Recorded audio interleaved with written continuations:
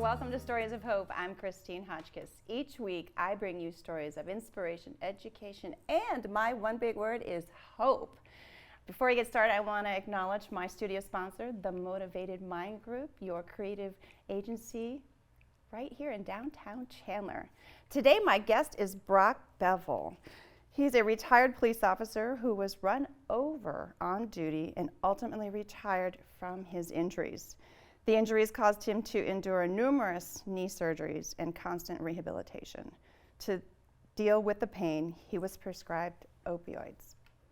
We're going to leave it right there because there's a lot that can be talked about with opioids. Please help me welcome my guest today, Brock Bevell. Thank you for having me. Yeah, this is cool because you and I did the Zoom thing when we were all stuck in front of our computers in 2020.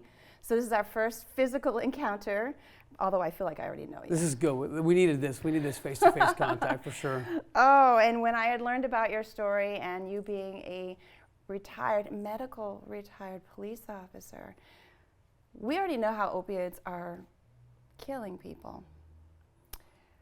How did you get caught up in this? You know, it was interesting. I went to the doctor. So I got run over in April 11th, like 2001. I was working as a police officer. A lady who was actually prostituting her daughter in exchange for drugs. Oh my God. Actually decided to run my partner and I over. And so I went to the doctor, and when I got to the doctor, I still remember him saying, "Brock, you're a cop. So I'm gonna prescribe you these medications and you're not gonna get hooked on them." Oh. So in my mind, I'm like, wait a minute. So I'm a cop, carte blanche, I can take this medication. I'm like immune to getting addicted to it. And so that was my like really first understanding of opioids. But from being an undercover cop, from being a police officer, I really had issues with drug addicts and drugs because I'd seen the destruction that it caused. I had so many DUIs and accidents, and I had a different taste for it as well. Well, I have a different taste because when you have a physician that's telling you that he's going to prescribe because you're a police officer, and then he's going to prescribe something that says you're not going to get addicted, that's an oxymoron thing. When you're talking about a drug that is on the streets that you and other police officers are trying to take off the streets, yet you had to have them because of an injury being on the streets. Right. Was there like a different prescription that was supposed to have taken place? Because right. I don't see that. I don't know. I just think he felt that I was above it, that because I'm a police officer, like I would never succumb to addiction. Mm-hmm. And that was the impression that I got from him, and that was not the case. No, but that makes sense, but it's not the case. It's not the case. And that's what we're seeing today is like, it's not, see, we see addiction as the guys roaming your streets. Mm-hmm. We see addiction as the guy that's homeless. Mm-hmm. That's not addiction. You know, that's like probably 1% of addiction in America versus the attorneys, the doctors, guys like me, Max Hall, who's my partner, a football player for the Arizona Cardinals. It's guys like that that are predisposed to addiction, that we have this addictive personality. Oh, we can't forget one other place that we know that there's medications. Grandma's medicine cabinet. Grandma, yeah. I talked to a guy yesterday. A lot of them, right? That's how he started. He's grandma's 80s. Yeah. They think it's an innocent thing, and they don't realize that it's much more than that, which goes into the next part, because you and I talked about this when I talked to you in 2020. This was one heck of a journey for you when you got addicted and didn't even realize that your body was already addicted. Yeah, it was a 10-year process. So please. So you know what's crazy was I was taking medication for the pain, for these injuries. I had surgery after surgery, and then I noticed that I started self-medicating. The pain from the physical injury was gone, but the mental process, because when I retired, I left the department, I didn't have that connection with those guys anymore. Mm-hmm. And so that for me was the biggest loss, was not having those guys. So I noticed that the more opioids I took, the better I felt. So let's back up, because I don't think we talked about this. When you said with those guys, you were medically retired. I was. So when I medically retired, I don't know if you know how it is, but basically you go in front of a board and they sit you down and say, okay, Brock, here's your file. You are no longer fit for duty. And so going from being this physically fit guy who I thought I was A-type personality to the next day being retired, and now I'm home. And I hope nobody takes this wrong, but now I'm going from living this life of like Nitro Circus, and like it was fun. It was, chases and pursuits. And making a difference too. Yeah. You were really out there helping other people as well. Yeah, we were doing some cool things. And then all of a sudden now I'm home changing baby diapers and washing dishes. You're a civilian. Civilian. And for me, mentally, that didn't work. It didn't compute. I didn't have a transition. I didn't understand who I was. I lost my identity. I left it at the office. And now I'm like, okay, I don't love who I am. I'm a piece of crap. Wow. And that's really where I was going. So when I said I was self-medicating, I was using the opioids to kind of drown out those feelings. Wow, so it turned into an injury that was a medical thing, then it turned into now I'm in a different world that I wasn't used to now it's self-medicating. Yeah. Now, I don't know if you want to talk about this, but I want you to talk about it. You had talked about when you got to a point where you were locked in your bathroom? Oh, yeah. So that, everybody asks about what your rock bottom in your recovery story is. And this was one of my rock bottoms where I reached over to grab my opioid to take for the morning because I was used to just grabbing one, drinking water. And I didn't leave it there, which was super uncommon. So I went to the bathroom, went into my medicine cabinet, opened it up, and there were all my pills. All my pill bottles were strategically placed with how many I had in there. And I opened it up, I took one, closed the medicine cabinet, and when I closed it, it shined into my bedroom. So it gave me a glimpse of like who I'd become, and I'm like, holy crap, Brock, you're a crackhead. You're living in a crack house. And that's really what, because I had done search warrants. Give that physical description on what that was. Oh, it was a disaster. I remember I loved Polar Pops, right? 44-ounce soda, and I had them, they were everywhere in my dirty clothes, and it's just like trash everywhere. I'm like, who is this guy? Like, this is not, and I'm looking at the mirror. And that was one of the things that I never did. I never looked at myself in the mirror. I hated it. Like when I say I lost my identity, I hated looking at the mirror. So that was a big struggle for me. So when I shut it and saw that, I'm like, oh, heck no. Opened it up, grabbed all my opioids, and I dumped them. And so this is I want to put like a disclaimer in there. Like that is not the way. So I'm looking at the audience. That is not the way that you go through your process of detox. Today, we have doctors and we can go to a detox center, we can get medication and we can come off it. Me, I cold turkeyed it. And I remember when I dumped it all, if I would have had scuba equipment and I could have got down in that toilet, I would have grabbed it because now I realize, and that's what the big fear today with fentanyl and opioids is I have to withdraw. I have to now cut myself off from those opioids and I have to get off them. And so for me, all I could think about was, this is gonna hurt. This is gonna suck. I'm by myself because I'd alienated everybody out of my life because I was really good at lying. I was a good undercover cop. So I pushed everybody away. And when they asked me about the addiction, I'm like, listen, look at me. I have these surgeries. I have medication from the doctors. I could justify it. Yeah. And so it was like this vicious cycle that just kept going. But there was a moment of clarity in that bathroom where I said, okay, I'm gonna do this. And I locked myself in there. So the detox lasted 7 days, and anybody that's on opioids would agree with me, that's about what it takes. And it was violent. It was the most violent pain. It was I want you to be excruciating. descriptive because this is the real and the raw, and I want it to be Well, if we can be known. descriptive, I'll tell you the truth. I remember the pain initially was like, I felt like I had the flu. And then all of a sudden it changes to cold sweats, to burning up. My leg, I remember one of my legs just ached so bad I couldn't feel it, and I was like banging it to try to get it to, I don't know what it was like restless leg syndrome, but I was banging it. And then I started throwing up and I started dry heaving, and it got to the point to where I was defecating on myself. I was urinating myself. I had no energy. And then the dry heaves got so bad where I'm on all fours and I'm heaving, and all I can think about is, okay, God, my backbone is gonna come out like shooting out my mouth because it's so violent. Wow. And that's what the opioids do, because the opioids kill the pain, right? And when you start detoxing, they're falling off, the receptors. So all those those pain receptors are firing, saying, hey dude, I need a pill. And so for me, that's the withdrawal, and that's why they go right back on it. Oh yeah, and most people say, I can go 3 days, I can like tough it out for 3 days. And then after that, I'm a mess and searching for it. So how long were you in this bathroom? 7 days. So legit 7 days. And it was funny, at day 3, I mean, I have a relationship with Christ, right? I think in recovery, it's a major component. And I remember having a conversation and said, okay, God, I can't go through this anymore. Please let me walk out of here. Let me get out, and I'll be different. And I heard him laugh at me. Like he was like giggling at me saying, dude, if I let you out now, you're gonna go use just to get out of the pain. Yep. He goes, no, you're in it. Wow. I'm like, oh my gosh, okay. And when I heard that, I'm like, all right, this guy is really present. He knows what I needed to hear. And so for up to 7 days, and finally on that 7th day, I'm laying there and I'm like, I can't go another minute. I cannot do this. I'm broken. You know, we talk about that surrender that comes from recovery. Yeah. I needed this moment of surrender. And so I said, okay, God, I'm not in control, but I'm going to ask you, either take my life because I'm out.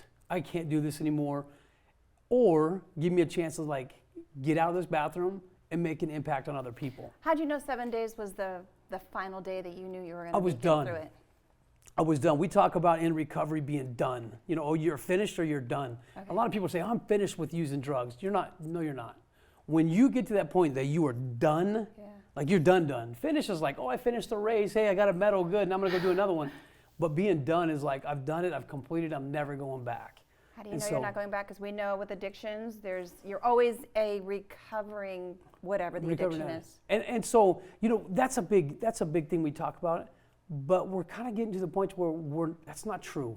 We're realizing there's some bigger depth than that. Is like, how long do I got to kill myself an addict? I'm 14 years sober, January 11th. Congratulations. Right?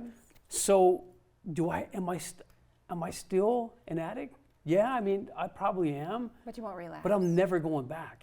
And then people are like, well, you can never say that. Listen, I'm never going back, because the fear of going back to using an opioid scares me to death. It legitimately scares me so bad that I just won't pick it up. If I have surgery, I have to get knee replacements again from my injuries. Yeah. I won't use it. No. I'll just find something else. Yeah, I mean, that's where I'm at, so. So, you know, I actually had an injury. I have scars here, and on my wrist I have plates and screws from an accident that I was in, and I didn't know what addiction was, and I had same thing.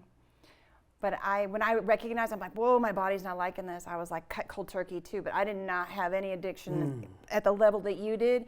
This was just a simple surgery, so I thought. So I don't think it was opiates, I think it was Percocet, actually. Okay. And it was still horrible because I went through sweats and stuff when I realized that I don't want my body to get used to it, because I was like, yeah, pop it. But I was like, wait a minute, because I was smart enough to recognize that this isn't where my body's supposed to be. So thank you for sharing that 7 days. That's crazy. So now you actually have a couple of good things going on here. You have a program, but you also have a podcast, and you have a friend of yours who is, and you'd mentioned his name is Max Hall, NFL quarterback. What's his story? So we got to get Max on the show, but his story is pretty cool. He actually went to Mountain View High School, where his addiction started. Okay. Then he went to BYU and played 4 years at BYU, and then got picked up with the Arizona Cardinals and played for them. Had an injury, couple concussions, blew his shoulder out, and then was prescribed an opioid. And at that time, he got a concussion, and it just worsened. So fast forward, I don't know, 4 or 5 years, it turned into a heroin addiction. He was arrested down the street at Best Buy. So imagine the paper going from an NFL quarterback to being arrested in Best Buy for shoplifting. That's why this is such a great pair for the two of you to do this program. I want a shirt that says I arrested Max Hall. Like, I told him I was going to get that for fun, you know, because being a cop and then, you know, it's just fun. And I love the guy. You know what's cool is he's coming out of his own and talking to it. He when we first met, I invited him on my podcast, Chase the Vase, the first time. He was like, I'm not a podcast guy. I don't like sharing my addiction story. Out of shame? Not shame, more of just, I think it was fear. Like, what are people gonna, it's kind of dead, right? People don't see it anymore, and if it's not in front of you, the next big thing's in their way. No one needs to know your past history. And so with him, it was like, I'm like, hey, no, I want you to be on this. And after we aired, I'm like, you know what? We need to start a different podcast. Because I was doing my podcast on my own, but when I met with him, and then I met a guy named Blue Robinson, who's a therapist in Utah, who owns Addict to Athlete, the three of us said, hey, let's get a podcast together And so now we have a men's mental health podcast called Addict App, or the Agents of Recovery. Okay. And so we do that, and it's a blast where we get to openly talk about addiction and sobriety and relationships and how our lives are so different now out of addiction. And how many people get destroyed in that whole process? You know, including ourselves. Yeah, that was my biggest loss, was me. So with that being said, I'm going to reel it back a little bit. Let's go. With having been a police officer, and we talked about how you were out there trying to get these drugs off the street. You've already shared how they were found. How do you feel now that you were out there versus you got suckered into it, not even knowing that you were going to be brought into it? Well, I think that's the we don't believe, I didn't think I was an addict. I'm not an addict. You know what I mean? If you look at me, you see me in Walmart, you're like, that guy, he's not an addict. Sure. You know what I mean? I don't look the part, and that's where I want to change that stigma to where there is addiction to opioids through prescription medication. Mm-hmm. A lot of people, we're hearing so much about fentanyl, we're hearing about these other medications, but really that's one of the big scares for me. Mm-hmm. is, I mean, right now you can't get Adderall. Adderall is kind of almost, it's almost hard, it's hard to get for Remind people. me what that's for. What is it for? ADHD? Yeah. Oh, that was a huge thing for a long time. And so they're having a hard time getting that. So what's happening is these kids that can't get it, they're going to the street to get Adderall on the street, and it's laced with fentanyl. Ouch. And so that's a prescription drug that they shouldn't have a hard time getting, right? And it should be safe. And these prescriptions are not safe. Mm-mm. I'm not saying not to use them. I'm just saying, like, nobody was checking on me. I could go to any one of my doctors and say, hey, I need a different pill. This is not working. They would just give me whatever I wanted. Well, we already know about the pharmaceutical, but we're not going to go there. We're not going to go there. Here's a question for you. With having dealt with people on the streets, being a police officer at that time, and then now becoming a civilian and doing the work that you do, which we'll get into that, what advice would you give to parents or people that are around kids as a sign that they could look for to get it taken care of now? You know, first thing I would say is nobody's coming to save you. Nobody. The government's not coming to save us. The school's not coming to save us. As a parent, as a grandparent, as whoever's in charge, we're it. Yeah. And so my invitation to the parents is get involved. The biggest problem that I'm seeing and across the board with addiction to pornography, addiction to drugs and everything is the cell phones. I was telling you before, like when I was going to buy drugs, I had to go buy it.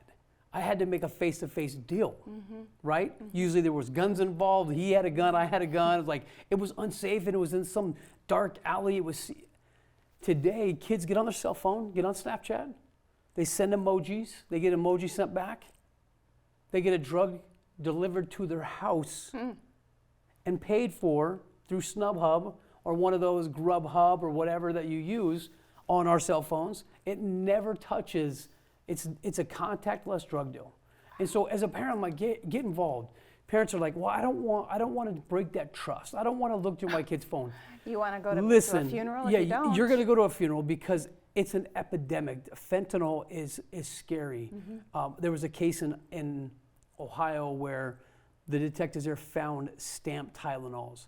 If you would have put the white Tylenol, you could not tell the difference. So I have daughters. What happens if they go to school, they have a cramp? They go to a friend, hey, you got any Tylenol? Do you have anything for me? Yeah, here you go. Disguised. It's laced with fentanyl. And the kids don't know it. No. It's illicit, right? They're doing it on purpose to make it look like it. So those are my biggest fears as parents. You got to get involved. You got to look. You got to know what you're going through. Are there any signs or behaviors that could be recognized? Absolutely. We know our kids, right? Right. We know our kids really. If there is an immediate change in your child, there's something going on. If they're dressing different, they're staying out late, their communication's different, all these like little red flags. But most times parents were like, they're just going through, it's puberty, they're just going through, they're meeting new friends. No, kids are very rigorous, right? We were there. They're very structured, yeah. So that's what I would say is I was like, pay attention to what they're doing. And if you want to know anything, go to their phone. Every single thing in life is recorded on messages on their phone. Absolutely. So pay attention to it. Ask them, hey, what's this emoji mean? I'm going to look it up. I'm going to go right now to Google, and I want to know what's going on. What are you seeing? What's happening? So I got a couple things here. Okay. You talked about Chase the Vase podcast, which I know all about because when we met via Skype, Yes. because that's what we did in front of the 2020 era, and you got to do that. Tell us a little bit more about that podcast so that other people could listen in. Maybe some parents that need to have more information that are like not sure where to go. Yeah, so the Chase the Vase podcast is geared towards law enforcement, first responders. Okay. And so I usually bring parents on who are suffering, that had a child lost to addiction. So it's mostly informative. So I do a lot of fentanyl on there. And then the second podcast, the one that I'm really proud of, and I love mine, like it's our baby. Yeah, absolutely. But this one with Max and Blue is super cool. It's the Agents of Recovery. And what we do is there's 3 of us. And so we can bounce ideas off each other. We're all parents, we're fathers, and we talk about, the problem is in mental health, especially men's mental health, you ladies have it figured out. You really do. Listen. We're just called crazy, and that's okay. No, you communicate. You talk to other ladies. You talk, right? Yeah. And for us guys, we don't, especially in law enforcement and A-type guys, we bury it. And we say, hey, I'm fine. Okay. I got this. Okay. And then that's why you're seeing this skyrocket of law enforcement officers committing suicide. Because they're holding it in rather than holding it in, communicating. yeah. That has to do with the society thing, because I believe that communication go both ways. It doesn't have to matter whether you're female or male. You have that ability, but I'm not sure where that comes from. But you guys are better at it. Ladies are so much better because they have that connection with friends that if they have something, they've already predisposed, like I'm gonna go talk to my friend. Okay. And it's cool, it works. Are we using the word ego involved in this? Is that Oh, why? it's totally ego. Guys, yeah, we No, don't no, want to, no, it's terrible. no. And I had a similar situation where I put a gun in my mouth. During my active addiction, I was driving up to my kids and I had a weapon in my car and I didn't call a single soul. What was that going to do for you? Just so I understand. It was going to end the pain. It was just, I felt like if I ended it, my kids would be better off. And those were the lies that I was telling myself. Okay. And my kid's voice from the back seat talked to me and said, hey, Dad, you're not a chump. You're not going out like this. And I'm like, oh my gosh. It was my kid who wasn't even in the car that saved me. Mm-hmm. And so, but in my head, I had gone so far down this rabbit hole that I'm not worthy anymore. I'm not worth it. I'm hindering their growth. And so, but I never reached out to anybody. Mm-hmm. Why? Mm-hmm. Why didn't I call my people? Why didn't I call my team? Because I didn't have anybody. Your team being the police Anybody. or anybody? Anybody at this point, right? I didn't have anybody to call. Okay. So, but now I do. Now I have people that I can call. And look at that. You're a champ. Well, I'm telling you, it's a lot better. Now when I have a stressor, I just go, hey, man, is it me? Is it like, help me walk through this? Right. So it's cool.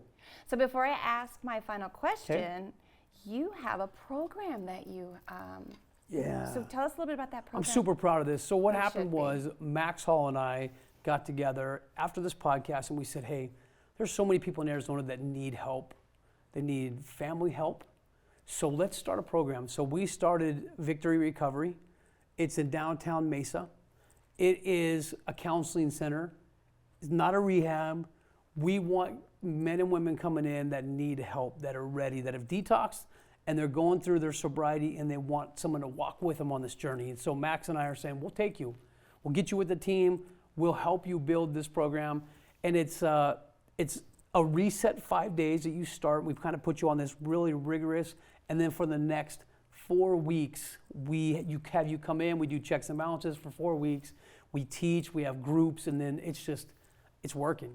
Okay, so here's a question. We have professionals out there. Some people have not walked the walk. On your team, are these individuals who have walked the walk to have an understanding?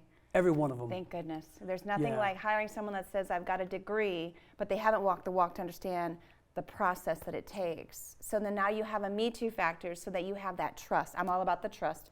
It's all about the trust. That foundation is trust. And so when you've got someone that's going to come to you that doesn't speak the language or doesn't want to talk about it for shame or whatever, we just talked about ego, you've got other people that are like saying, no, been here and it's safe. Yeah. You're all safe here and we're going to get you through this. So yeah, that's we just had that on our podcast this week where Max was talking about like his mental pursuit for the drugs. Like it's just like someone has to understand that when you say like would have driven 9 hours for an 8-ball. And a lot of people are like, why would you do that? And they would try to break it down. But someone that's gone, they're like, oh, absolutely. I totally get that where you're at. Let's work through that. Yeah. So it's stuff like that. And I totally agree. We don't care if you have a degree. We have a doctor that can oversight all that. We want boots on the ground. And that's what we're doing, is the boots on the ground. Boots on the ground. You have to have the boots on the ground. Where can you guys be found? Whether it's the podcast or the facility, where can it be found? So the Agents of Recovery are on Apple and all that. Okay. Chase DeVase is on all of it. Our facility is at 1045 East University, Suite 2. It's basically Stapleton University. You can walk into the facility and come check Max and I out, come talk to us.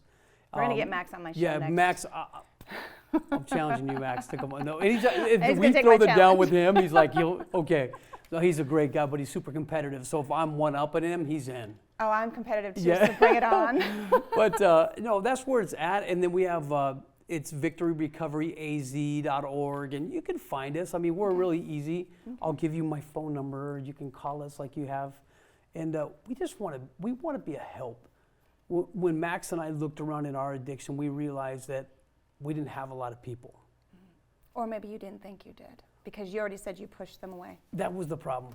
We pushed everybody away. We can't push people away. Yeah, we can't push people away. We need each other, and that's the biggest thing. When people say, hey, how can I help? Yeah. Connect. Yes. It's all about connection. Absolutely, 100%. It's connection. Ooh, Yeah. that was heavy. That was fast. Okay, so here's my final question. First of all, is there anything I didn't ask, since this isn't my walk of my journey, that you want to share that makes sure it is out there? This is the opportunity for you to give that information, whether it's to parents or people on the street or law enforcement, I don't know. I think we did a good job. I would just say kindness goes a long way. Yeah. You know, it's interesting. It was weird. I knew I was loved, but I never felt really like someone wanted to help me in my recovery. And I never want a person to come into our program and to feel like I'm not needed, I'm not wanted, I don't want to be here. And so, You don't want to be a burden? yeah, I don't want to be burdened. Yeah. So you're not too far. You're not too far gone. You know what? I can say that I think every single person, no matter what their story is, has felt that way, that they're not worthy of something. Yeah, I don't know where that programming comes from. I really am trying to figure out where that part in the brain says you're not worthy, or if it's based on things that have happened in our life that has made us not feel that we're worthy. I'm not sure where that goes. But as Brock said, you are worthy, you are loved, and you cannot push people away. By the way, I'm good at doing that too. So I have to constantly remind myself, you can't do that or you're not going to get what you're needing, because you can't ask and then not expect to receive, right? Yes, ma'am. All For right. sure. So here's my final question. You ready? I'm ready. Go. All right. If there was only one question I was allowed to ask anyone to know the type of person that they are, this is the question. What message would you like to leave everyone based on your journey? Ooh. We serve a big God. Yes. I do know that. As deep into the pain that I felt I always had a way out. And it didn't have to be my connection, didn't have to be my people, but I had a resource that I could have looked up and found my way out. And that's what I did in that bathroom. And so that's what I would say is find you. This journey is all about you. It's all about the person that's struggling. You know, I go out in the streets every day and I ask these guys, hey, tell me one thing I can do to help you. And they all say the same thing, is like, listen, you can't help me until I want to be helped. And so that's the invitation I'm throwing out there to everybody that's listening, is help yourself first. Get up, right? Look up, get up. Our big thing is we fall, we fight, we overcome, right? Every one of us struggles. It's okay. We do. It's And okay. it's okay to not be okay, but what I tell everybody, it's not okay to stay there. You can't stay there. You got to swing. Yeah, we talk about just start throwing punches. Get up, right? So. Thank you for your time once again, and being able to share more information than we did on the first time to what opioids and drug addiction is and what you're doing to make a difference based out of that moment being in that bathroom for 7 days to fight against something you knew that you were worth more. Yes, ma'am. Thank you. Thanks for having me. This was a lot of fun. You got an amazing crew here. Absolutely. I do. Yeah, you do. I This do. is cool. Oh my gosh, where do I end? I want to thank my studio sponsor, the Motivated Mind Group, located right here in downtown Chandler, your global creative agency. If you have a story you want to share, know someone who has a story, or you're a nonprofit organization making a difference in your community, please email me to the address of stories@christinehotchkiss.com. Until next time, everyone, I wish you well, and you take care.